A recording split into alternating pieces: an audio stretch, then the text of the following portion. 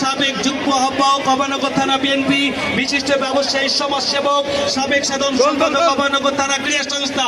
দর্শকবৃন্দ, একটু সবাই মিলে এই দুজন মানুষের জন্য একটু করতালি দিই আমরা।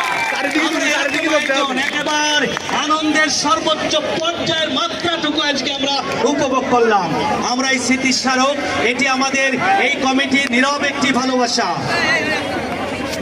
এবং বিশেষ অতিথি আর একজন রয়েছেন জনাব Sheikh Shakil Ahmed Ripon, advocate, Bangladesh supreme court ও সদস্য বাংলাদেশ জাতীয়তাবাদী কৃষক দল কেন্দ্রীয় কমিটি।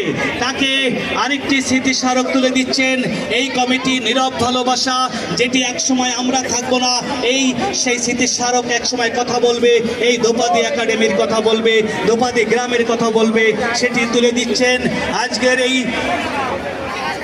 তুলে দিচ্ছেন আমাদের জনাব